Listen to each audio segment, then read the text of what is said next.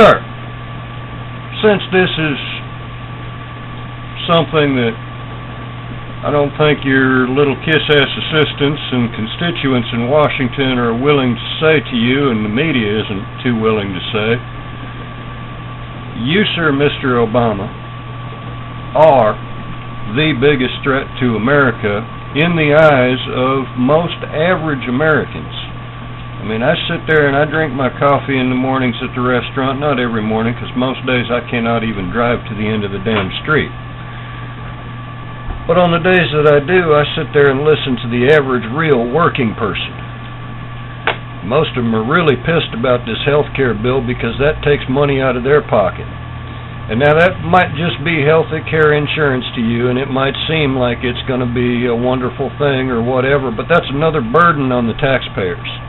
And these taxpayers have already put up with forced auto insurance. I know a lot of families that are really pissed that they work their asses off 40 hours a week and can't even drive their car because buying that insurance at $80 a month or $100 a month or whatever is the difference between them having food on the table or not. And I mean, I'm not talking about people that got cable TV and cell phones. I'm talking about fucking 22, 23-year-old kids working at fucking McDonald's. They're working at fucking Wendy's, Dunkin' Donuts, they're working at Pizza Hut. You know, the kids with construction jobs, yeah, alright, they can afford it, but they don't like to because, again, they're just barely making it, and they're trying to increase their standard of living, not fucking decrease it. But they gotta have that insurance to drive. Well, you, sir, have said that we have to have health insurance whether we want it or not. Now, granted, I go to the VA. I don't pay for shit, but, oh well. If that's an example of the U.S. government involved in health care, I would definitely unequivocally have to say that the U.S. government has no business in the health care industry. And as you sit there in the VA in the mornings, listen to what the vets are saying. Most of these vets are sworn to uphold the Constitution, and most of them have taken that to mean something more to them the rest of their lives beyond when they were in the service. Most vets believe, and I'm not a vet, I was a defense and justice contractor, there's a difference. But, yeah, I was still in the shit, so what the hell. These veterans believe you, by passing that health care bill, to be a threat to the Constitution. The average working person, just by the fact that a national sales tax came out of your mouth, believe you to be a threat to the United States itself, not just the Constitution. That national sales tax at 10% would nail a lot of these people that are making $22,000 and $23,000 a year. And while you're saying the average income is well over 40, I beg to differ, because I've lived in white trash neighborhoods all my life, and most of these people are lucky if they're making $20,000 a year. And they don't get to keep all of that, because even if they do get off scot-free on their federal taxes, they've still got property taxes. They've still got taxes every time they buy something. They've still got fucking insurance that they've got to buy for a vehicle so that they can get back and forth to work. Most of them can't afford that insurance. I mean, you know, you got people right up the street here fucking got themselves a house at $500 a month. You know, all right, they got lucky there. Well, they still got to pay utilities. They still got to feed their kids. They still got to feed themselves. They still got to buy clothes. They still got to buy clothes for their kids. People ain't got no cable. They ain't got no fucking satellite. They ain't, well, yeah, the dude's got a cell phone, but that's how he runs his business.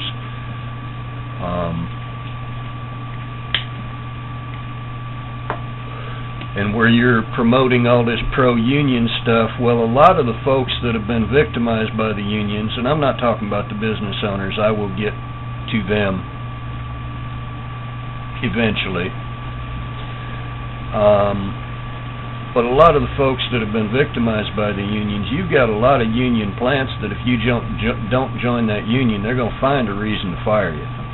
So if you're going to promote them unions, you promote you have a right to work whether you join that union or not, and if the union tries to force you to join, that's a felony. If they try and force you to join against your will. And you make sure that that felony gets enforced. Then it might be acceptable.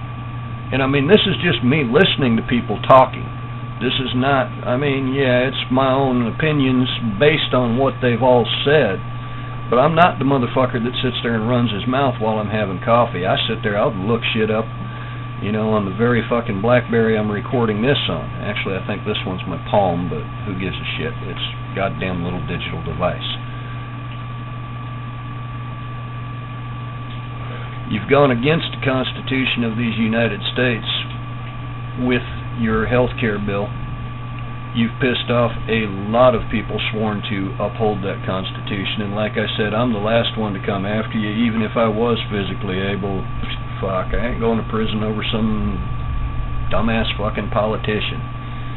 And if you don't like the fact that I just called you a dumbass, well, why don't you start listening to the people instead of listening to your Democratic buddies and those who would line your pockets? Because, to be honest, sir, with all due respect, I believe those are the only people you are listening to. You are not listening to the American people. When you went to pass that health care bill, you had Americans in the street pissed off about the shit, and you did it anyway. Well, you and your Democratic buddies. I'm not anti-Democrat. I'm anti what I see for Democrats in office right now. I'm not anti-government. I believe in government. But I believe in the American government, which upholds the Constitution. And every time that you take a step outside of the constitutional boundaries in an attempt to grow government some more, that's a bad thing. People don't like that shit. You know, I mean, I realize that you have previously said that you think it's outdated. Well, most people don't. Most people would like to see it and the Bill of Rights still being taught in schools. Most people would like to see the Pledge of Allegiance still in schools. You know, you're sitting there talking about giving all these illegal aliens amnesty. Well, most of the people that I listen to don't have a problem with those people who come here legally, but most of them view the illegals as criminals and should be treated as such. Yet you're willing, against the people's will, to give out our tax dollars, to put them on welfare, to put their kids in our schools, to give them medical care on our fucking tax dollar. You, sir, are a threat to the American people right there, because you're looking out for foreigners who aren't even supposed to be here. You're looking out for criminals before you're looking out for law-abiding American citizens. I mean, that's just bullshit right there. You know, you've stopped Arizona and you've stopped Alabama from ensuring that we don't have illegals in our schools. I'm sorry, those are sovereign states, sir. And I do believe that it's their choice to make their laws, and their laws were within, borderline, but within federal guidelines. And it's their choice whether they want their state's money wasted to support a bunch of illegal aliens. You know, I fully understand and appreciate what they're trying to do. They're trying to get the illegals to go the fuck home. You know, you need to try and do the same thing, sir. Because there's, you know, you read all these jokes on the internet about people want to shoot them, use the border for target practice. Well, people wouldn't joke about stuff like that if there wasn't truth to it. You know, the average Democrat mind, I don't understand why you want to, you know, You pissed off everybody in the United States. I mean, hell, you can't, for the other day, you could not even go into any store without somebody talking about you sent aid to China while we were still in debt. And you sent aid to other countries, but that aid to China, granted, the numbers got inflated as you listened to different people, and then you had to go on the internet and find out what the real numbers were, but man, I couldn't even walk through Walmart. I heard 3 or 4 people holding conversations about that, and they wasn't no nice conversations.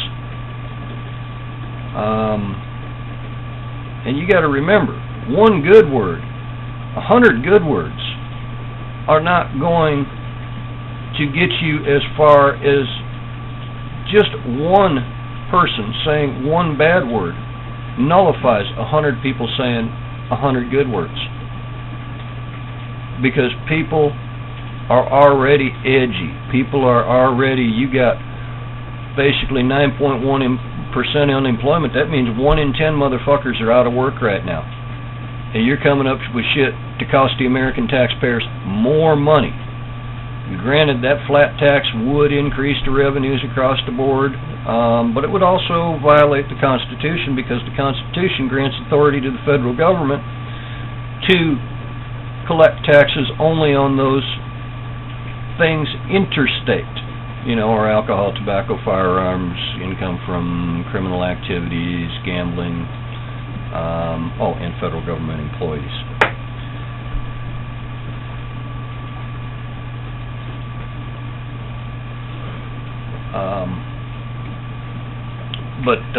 And the 16th Amendment granted the IRS the power to collect those taxes which are legally owed, period. It didn't grant them any special extra powers to collect taxes that are not owed or not lawfully owed.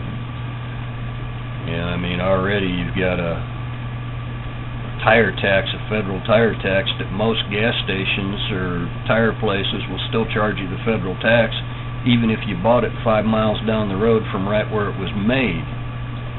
And hell, if it was made in the same state it's being sold in, actually the federal government does not have the authority to collect taxes on it unless the individual state in question grants them that authority, which, when we dug into that, we could only find a couple of states that did that. But it happens nationwide. Gas tax, yeah, okay, that shit generally crosses state lines and blah, blah, blah. But you want to tax the American people further, and people are already broke off their asses. They already cannot afford the automotive insurance that not you, but your Democratic buddies up there forced through and rammed down our throats. You want to take unions and make them the do-all, be-all, end-all. I'm sorry, quit catering to them motherfuckers. Number one, the federal government doesn't need to be involved in that unless there's a lawsuit or some shit like that filed. But number two, those unions have put a lot of people out of work. Those unions have put a lot of businesses under. I mean, I had a buddy of mine up in Ohio that he had a cycle shop. Thank God it was privately owned. He had about 90 employees. Union came in, and the employees voted and said that they were going union. The pay rates, the benefits, all that happy stuff would have put him out of business, or he would have had to cut his staff down to about 50. Either way, he would not have been able to continue doing business. And here's the thank God it was privately owned part, because he shut down the following morning. A couple weeks later, them employees came back, most of them, and they said, all right, we'll work for you. I mean, it's better than not working at all. And that was a good thing. But there was no way that he could have afforded the union, and that's just one of many examples. I only know one example personally. I know 2 or 3 examples indirectly. I know a certain marina right here in Florida, not one that I had anything to do with, but one that I watched very closely because they were competition of a sort. And I'd be back there smoking weed with the boys working on them race boats, and I'd be looking at them race boats, seeing what they was putting in for motors, seeing what they was putting in for jet drives. I'd be looking at their hull weight, looking at their shapes. Well, all the time I'd be listening to them. And, you know, that union bullshit is just that. It's bullshit. This is America. We're smart enough to go over and turn a goddamn light switch without having to call an electrician. Yet you walk through the, well, I don't know if it's still going, but you walk through the old Jeep plant up in Illinois, and guess what? That International Harvester plant, that was the same way too. You had to have a damn electrician to go throw a breaker every time your tool shut off. That shuts down production, hurts shit. You know, because if that production line's down for a few minutes while they're trying to get the electrician out the bathroom where he's smoking dope, then that's time that production line is down. And none of these unions have the sense to make any actual sensible rules. They're basically designed so that people can be lazy, and it makes it really hard to fire somebody when they are lazy. And that's been the downfall of a lot of American industry, is because these employers are stuck with these lazy motherfuckers and can't get rid of them because the union will fight them if they do. I mean, here in Florida, I can fire somebody without reason here in Florida, and get away with it. And that's a good goddamn thing, because if somebody's working, yeah, hey, I'll keep them on. I don't mind paying them. I don't mind doing whatever. But I'm not in business anymore, so I don't have those worries. But when I did have those worries, lazy motherfucker was gone. And unions hinder that. And if you've got a company that's stuck with some lazy motherfucker because of union rules, you know, half of the American dream is working and making a living. You know, you've got, off of the federal level, you've got all these small towns and cities and counties and states that have declared that running a business out of your house is illegal. Well, right now, in these times of unemployment, let them run businesses out of their house, because that's one less motherfucker on the welfare roll sucking down our tax dollars. That's one less motherfucker out there stealing because you have not allowed him to make a living. If somebody can turn wrenches on cars in their driveway, let them. As long as they ain't hurting nobody, as long as they ain't destroying nobody else's property, let them. As long as their landlord says it's okay, or as long as they own that property, let them. Plain and simple. I mean, that's, you know, early on in this century and back in the 1800s, look at how many of these major manufacturers got started out of somebody's house or garage. Look at how many of these major cycle shops throughout the U.S. got started out of somebody's backyard. But today you cannot do that, because the government has taken that away from the American people. They would prefer that it be corporate. Well, you see, if that guy out of his garage is making money, he's paying taxes. Even if he's just buying stuff, he's paying taxes. And he's supporting the community. There's that damn phone again.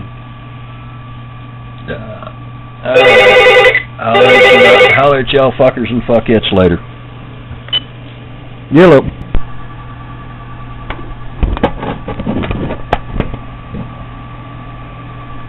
Alright, I'm back.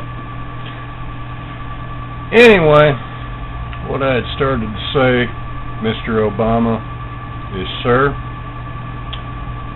with all due respect, sir, I don't honestly believe that you deserve any respect as long as you are acting outside the interests of the American people. Every time I see Homeland Insecurity with a roadblock out there on the highways, or TSA in a bus station, inhibiting people's right to travel freely and unmolested, I personally feel that by allowing it to happen, which it is within your power to stop it, yet you have consistently pushed to increase it, you're against the American people. You're against everything American. I mean, now I've mentioned the businesses out of people's houses, and I understand that that's on a state, city, county level. But I also understand that were there federal laws in place to protect such things, then the states, cities, and counties would not be able to stop people from making an honest living, especially in times like these. But the states are sovereign, and I understand that that's a good thing.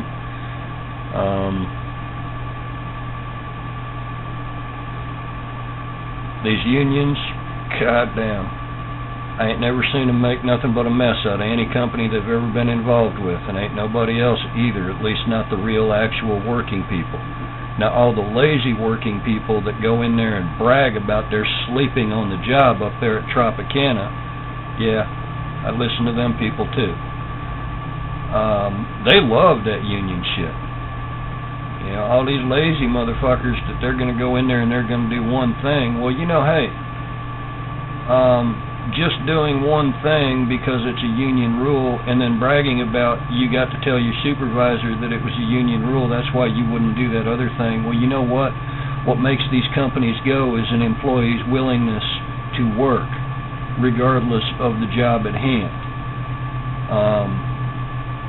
I'm not saying that everybody should be like me and be willing to install radar networks in a live combat zone. No, I'm not saying that at all.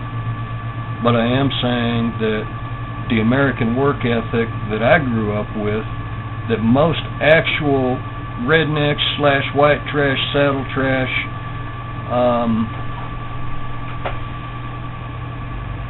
grew up with and believe in, and most vets believe in. Most Americans, well, except for the lazy motherfuckers, we've got to get them in there, but most Americans believe that when you go to work, when you take that job, you do whatever it takes to make that company succeed. You know, if the boss man tells you, you know, if you're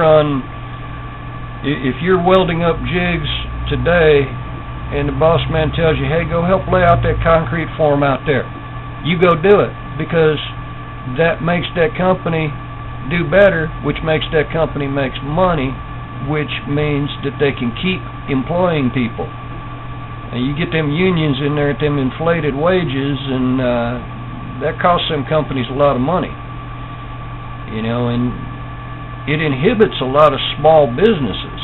I mean, a lot of guys, when they hit that 50-employee magic mark, which seems to be common in a couple of states, I don't know if it's the same for all states, and I ain't going to bother looking it up, where the unions have the authority to, you know, hold a vote and call for a vote. Some states will let them do it at 10 employees. You know, you got to look at the books on a lot of those companies. A lot of those companies are just starting to grow at that point, and that union comes in there and fucks up their growth. Well, that's a lot of people out of work as a result. Or that union comes in there and them union wages go into effect, and the guy doesn't want to go out of business, so he's stuck with that shit. And he's got to cut back on employees because that union's in there, and that's all he can afford is fewer employees, because he can't afford as many. And you know what? If people don't want to work somewhere because they're not getting paid enough, that's another freedom here in America, is the freedom to go down the road and get you another fucking job.